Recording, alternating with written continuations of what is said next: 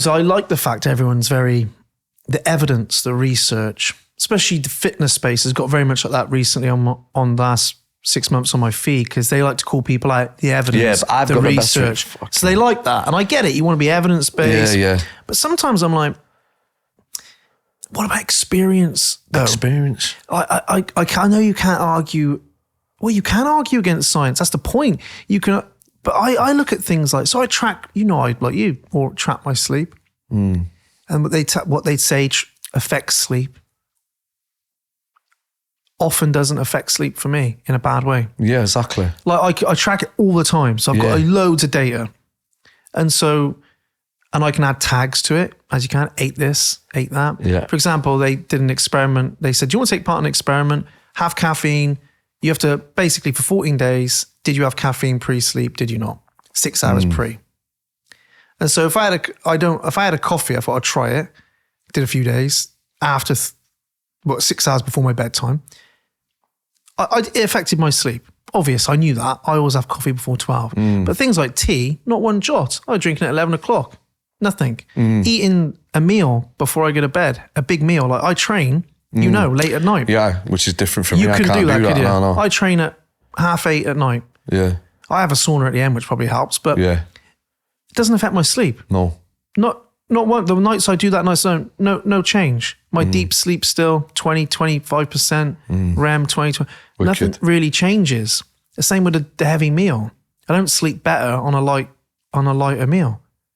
Do you know what I mean? I suppose what I'm trying to say is I think sometimes we get into these big. The research says, and I get that, but surely you just need to go, what am I experiencing in my own life? I think you need to. And if you're tracking stuff like that, look, alcohol.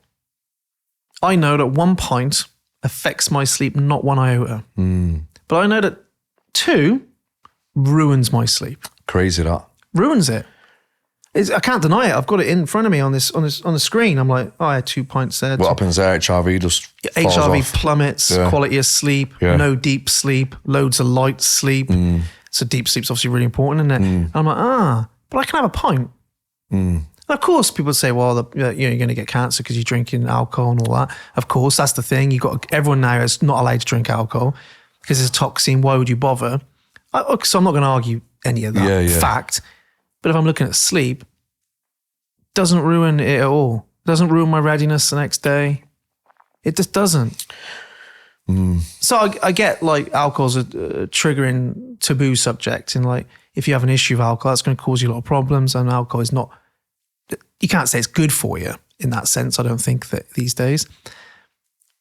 But I see people hammering on about alcohol, like 6 stone overweight or something. You're like, well, I think you've got some other fucking things you can take care of there. Like 1 pint here or there's, not probably going to make a big difference. Or 1 glass of wine with a meal, is it? That would probably help you even more if you dealt with that. But I think to keep on your topic, they probably don't know, do they, in Zimbabwe, why